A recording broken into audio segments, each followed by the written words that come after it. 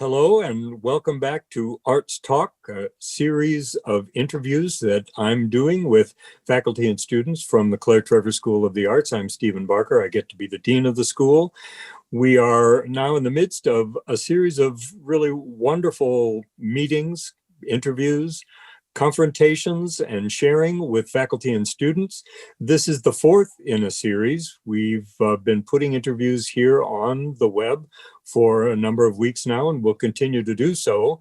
The last interview that I did was with Molly Lynch, who's the chair of the dance department. And so I'm delighted to welcome to the screen today Beverly Bautista, who is in her final year in the dance department, an M.F.A. student in dance.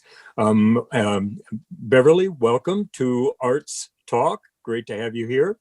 Thank you so much. It's so great to be here with you. It's wonderful to talk to you. You're involved in all kinds of fascinating things in the dance department. So I want to jump right in and ask you to share a little bit about your background. It's a fascinating one. Where do you come from? How do you come to dance? So I am originally from Chicago, Illinois, and my parents are originally from the Philippines. So I am first generation Asian American, and my dance upbringing is actually a little bit non-traditional because I didn't start until a later age, around 16 or 17. And then I realized that I wanted to be really serious about it. So that is when I received my bachelor's in dance from Ball State University and decided to continue in there. And then I had a seed that was planted in me from a master class that I was able to take at Ball State from someone who lived in California.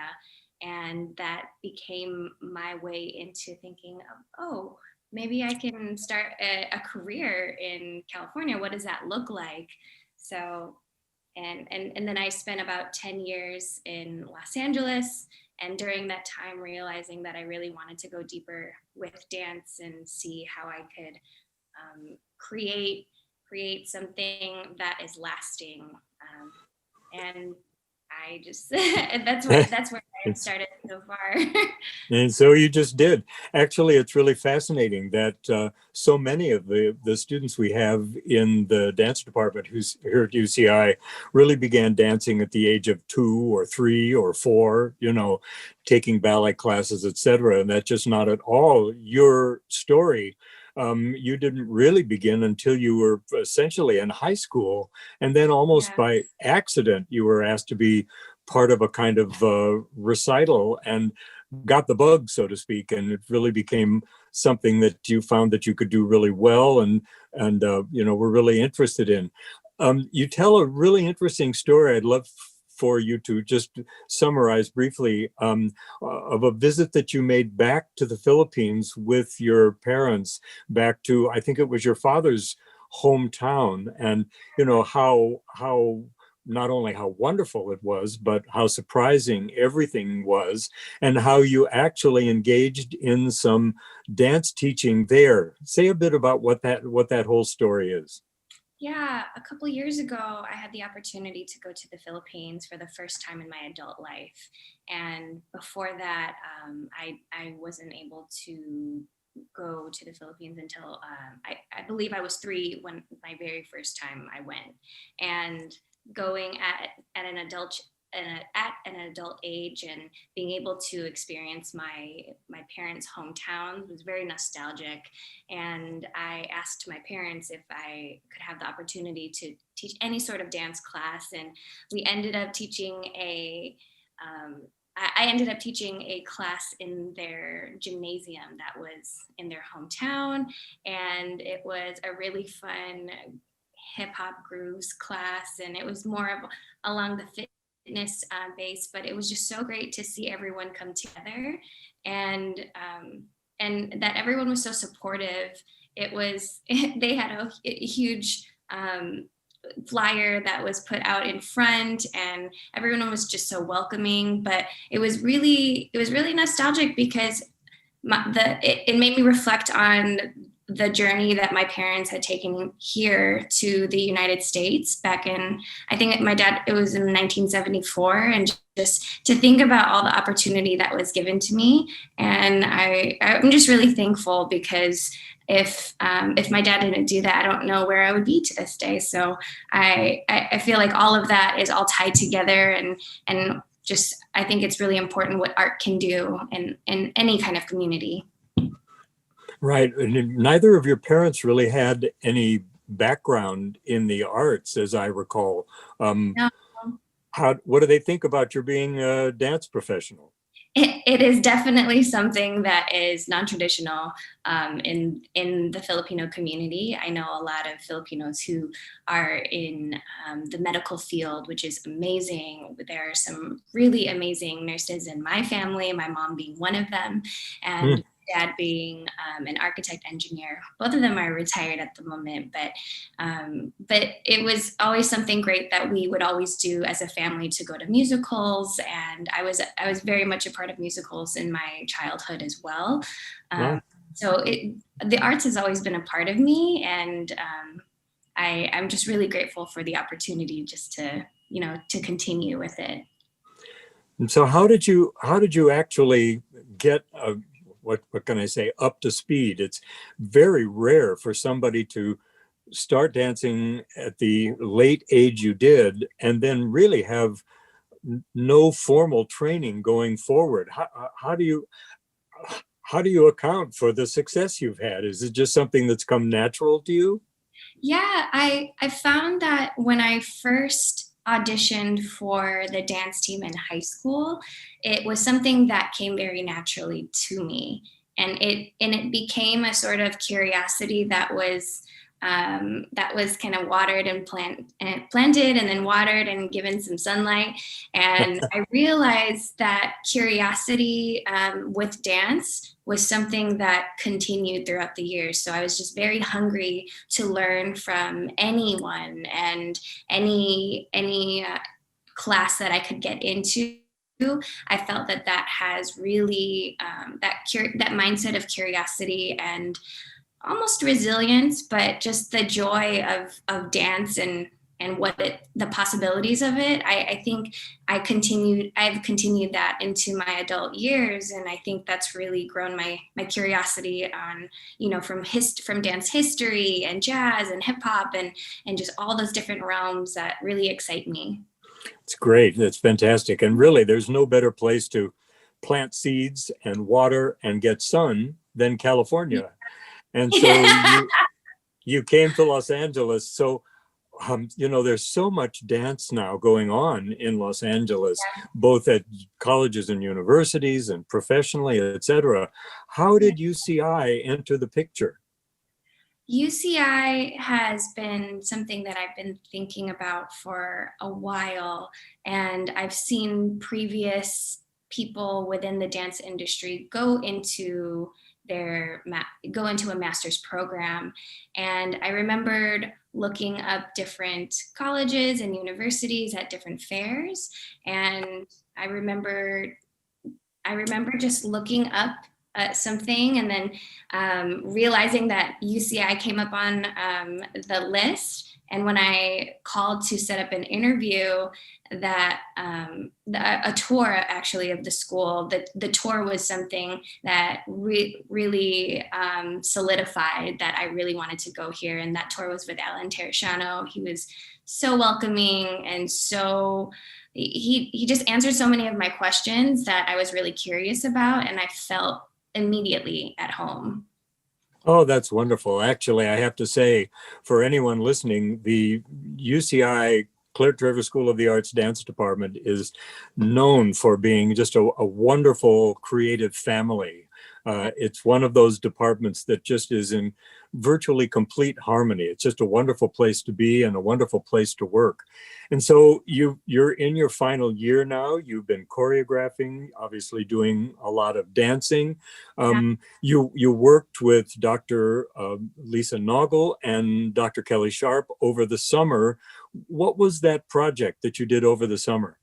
So the project that I was a part of was the DTEI Fellowship scholarship, and the program assigned me to 2 different classes where I was to take a traditionally in-person class and create it for an online format. So it was my crash course into learning all things Zoom, all things Canvas, and all things remote learning. And it was such a joy to work with Dr. Sharp and Dr. Nagel, both brilliant minds, both carefully curating every single part of their curriculum in order for students to get the best experience. So I just really, really deeply appreciate both of them. I should let listeners and viewers know that one of the things that UCI did over the summer was to establish a program in which, because of the limitations that we face as a result of the shutdown, the COVID shutdown, anyone teaching a summer school course was afforded the opportunity to have, by application, a graduate student work with them to get the course up to speed, technically, electronically, to get it on the web, and to have it really maximize its potential by having it be a kind of a research course in how best to do a course online. So I'm so glad that you took the opportunity to do that, Beverly, because it was not only great for the faculty to work with students getting up to speed, but also for you. I mean, the things that you learned in putting those courses together will be to your advantage forever. I mean, in terms of after the pandemic is over and we all go back to something like whatever normal is going to be, you'll always have those skills. My guess is that you are utilizing a bunch of those skills as you put together your piece as a choreographer for the fall dance concert, New Slate, which is going to be happening in December. So say something about what you're planning to do for that concert. So something that I've been thinking about for my particular piece is to do a short film, a musical theater film, if you will, and try to do something with a balance of using a recorded film and then also something that is live streaming. So I really miss the in-person experience with dance, but I feel like there's so many things with screen dance and the way that dance is filmed that could create an even more exciting experience as well, and equally captivating experience. So yeah. That's where it's starting off. I am open to the process because, as you know, it's very different, and our faculty are encouraging all the grad students to just take risks and try different resources that we have available with the Claire Trevor. So and just like the whole arts program. So they are open to our ideas, and they are open to helping us execute those ideas, which is really exciting. So you're just really entering into the process of getting that piece together. I know that the auditions have virtually now have actually finished, and people are agreeing to be part of pieces. When do you start Zoom rehearsals for the piece? So those Zoom rehearsals should be starting either this week, as early as this week, or next week. So we are gathering all the availability of our dancers and starting the process. So I know that you're just going into the second week of the fall term of your final year, but I do have to ask, do you have any thoughts about what's going to happen when you are an alum of the M.F.A. program? Where will you go next? Do you have any notions? Well, Dean Parker, that is the question of the year. And what's really great is that Dr. Nagel and Professor Corey are, with the courses that we're currently taking this quarter, I feel like that's helping me see what schools I would like to apply to, or what positions I desire to uphold. And I feel like a lot of my curriculum is going to be based somewhere in the jazz or hip hop or commercial dance history realm. So I'm doing my best to create curriculum that will really benefit students. So I don't know where I will be, but I know that those are the places that I would like to apply for. So Well, that's already a lot of really wonderful planning. And one of the wonderful things about the dance department at UCI is that it prepares you for multiple possibilities. yes, You know, absolutely. you'll be prepared for academic work, for historical work,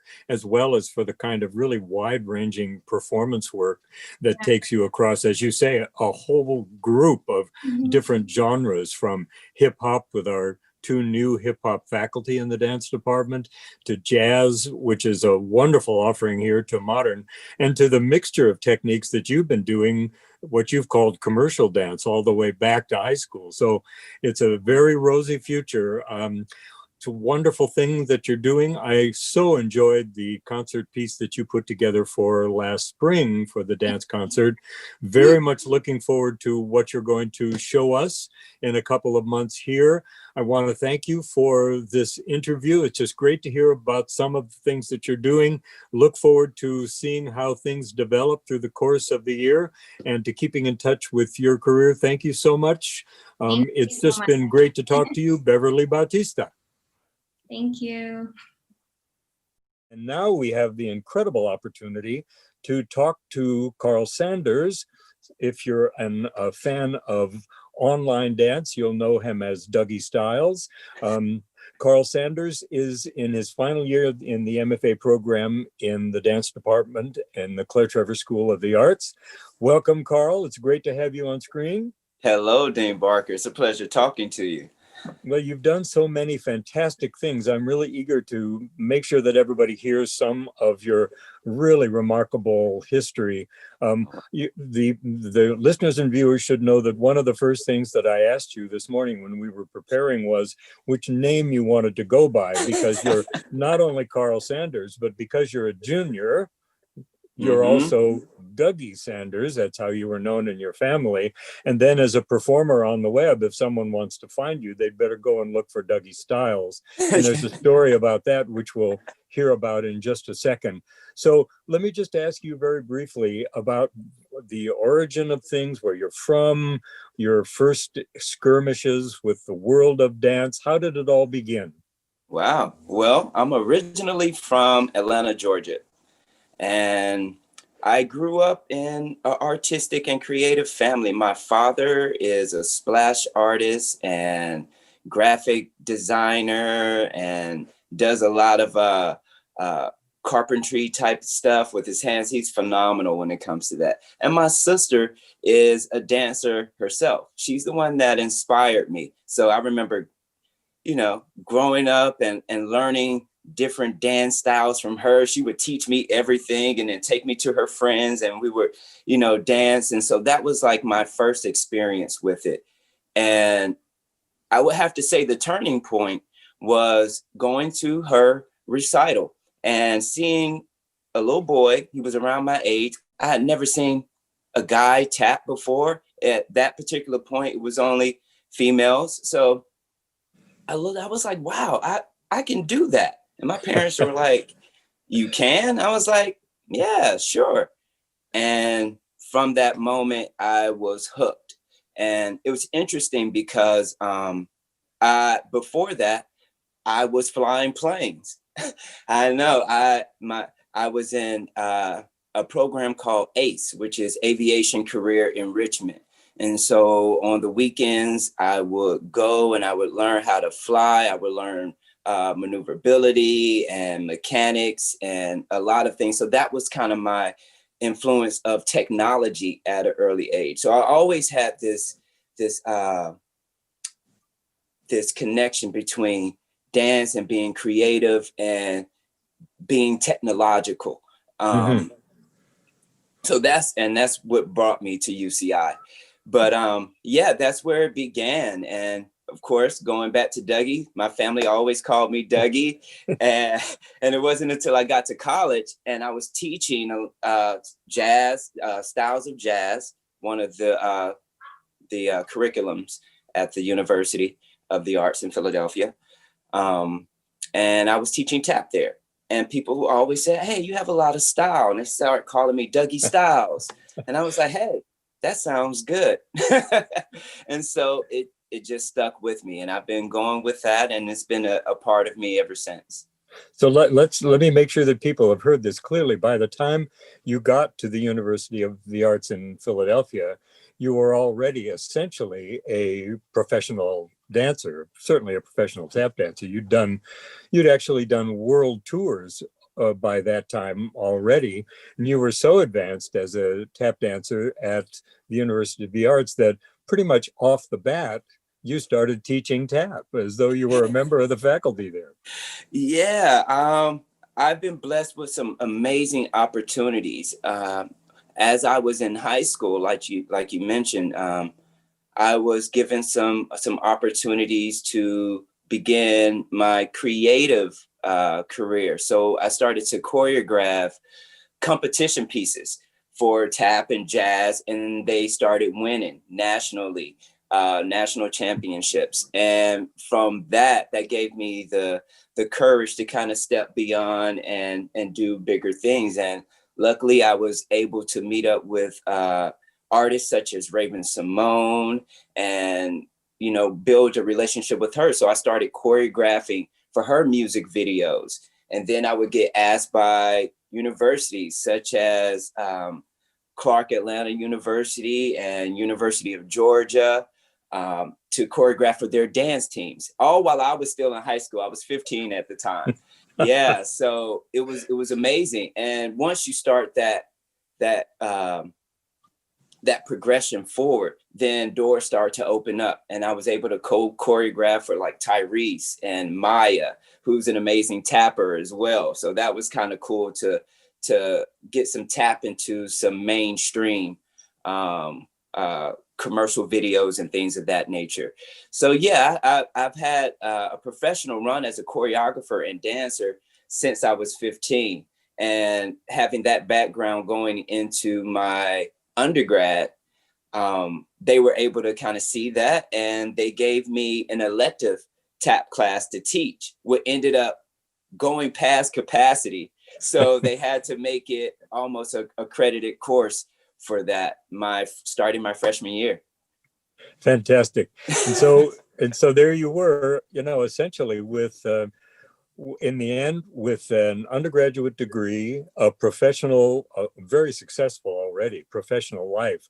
So what was it about further education? Why an M.F.A. program? Why did you want to continue? You had a very successful, still do, a very successful professional life. What was it that made you want to continue on to get another degree? And of course, the implicit in that question is why UCI? Why the dance department at UCI?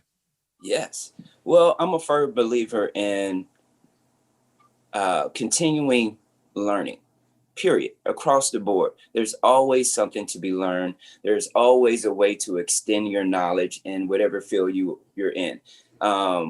As soon as you feel as though you master something, another element develops, and it forces you to be even more creative and expand your mind even more. And I had gotten to that point where I needed to be expanded upon. Yeah. And so that was that urge to go back into the university setting and be able to come out and give my students or give my projects a different texture, more intelligence, a little bit more creativity. And I found that UCI is really one of the founders of combining dance and technology. And like I said before, I've always had this urge of fulfilling all of my tech needs because I'm a gadget head too. I get all the gadgets, all the cameras, I'm very into tech. So my friends used to call me Inspector Gadget. So, so some of you might be too young for that.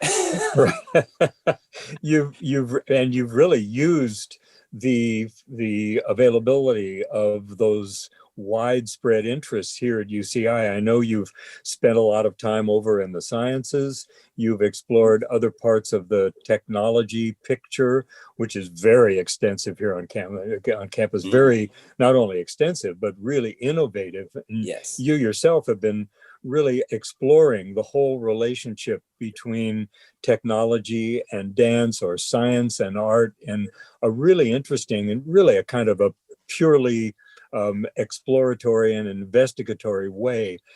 What are some of the connections that you've made across the campus at this point? Wow. Yeah, well, like you said, UCI has a huge campus filled of everything, like you said, from science. Now, what's interesting is that, and what's not mentioned, is that you have a program called the Entrepreneurial Division. Yeah, a playoff of the entrepreneurial sector. And in that program, it takes students, whether they're undergrad or graduates, and it's like an incubator for startup companies.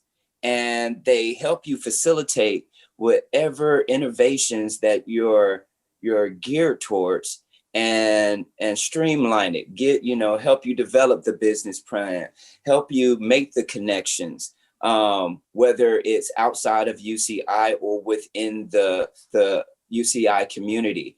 And I've been in contact with a couple of professors that have IT students that want to be a part of the project. Or I've gone to the film department and found out that we have a on-campus set.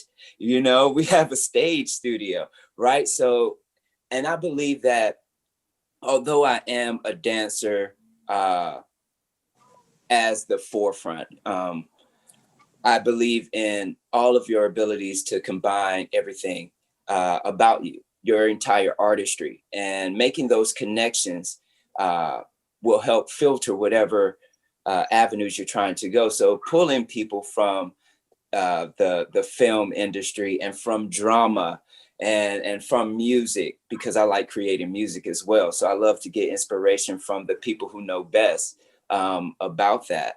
And like we said before, stepping out of the arts, going into the sciences, and finding out how we as artists can contribute to the science and humanity. And that brings me to working with Professor John Crawford, who actually was one of the developers of the dance and technology department here at UCI. And luckily we have him back this quarter to be on staff.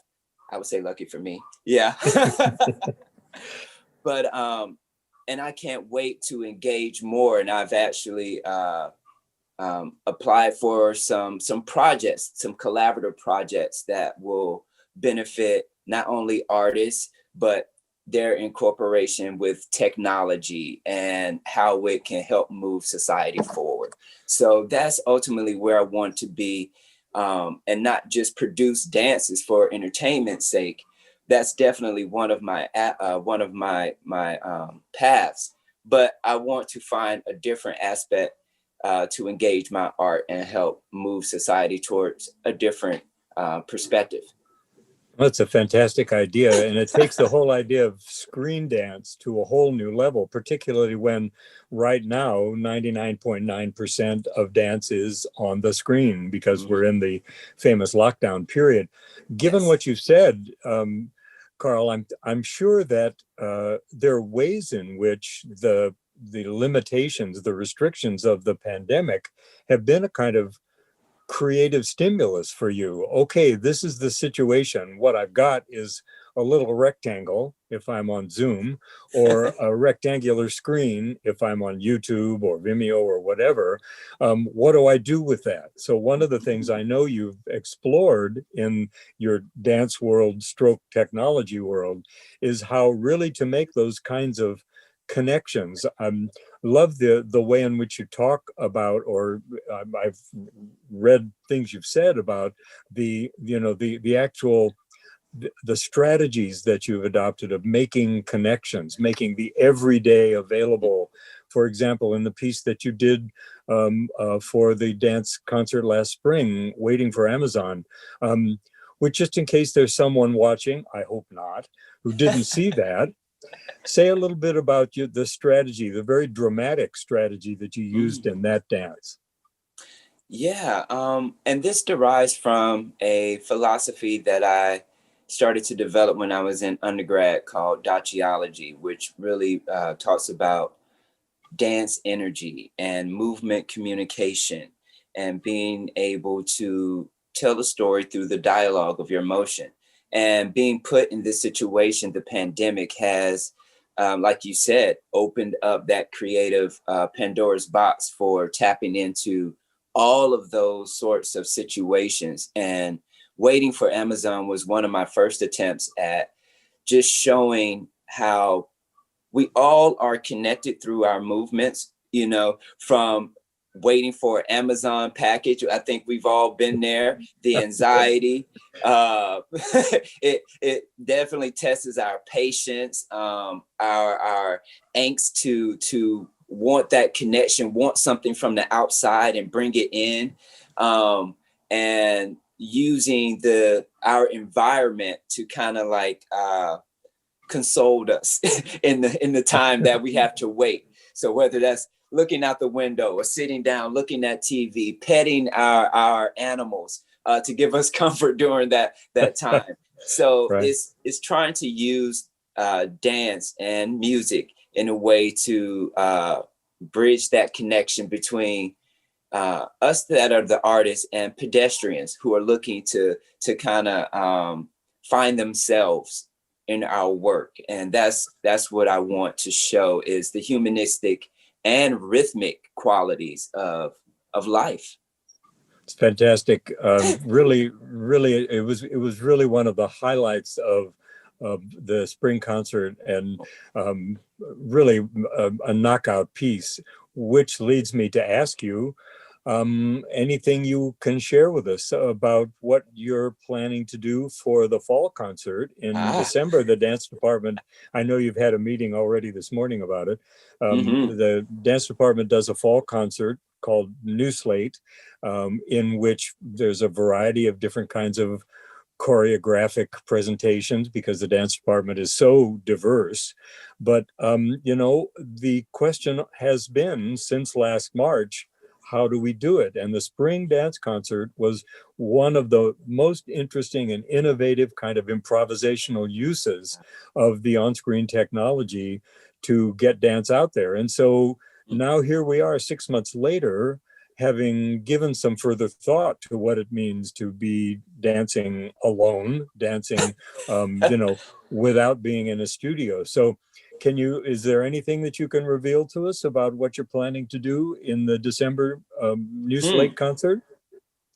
Well, like you mentioned before, we just got out of our first production meeting, and I think the concept of taking an entire show that was once a physical performance into this virtual space is definitely a new venture for all of us. So it's cool to kind of see everyone coming up with, you know, new ideas and figuring out ways to make it somewhat of a hybrid, because there will be some pre-recorded and then there'll be some live stream. So there's this another bridging and connection of the physicality and technology that we're planning on. And the thing about my piece, I would have to say, and this is kind of a thing that I've been wrapping in my mind, and it's probably not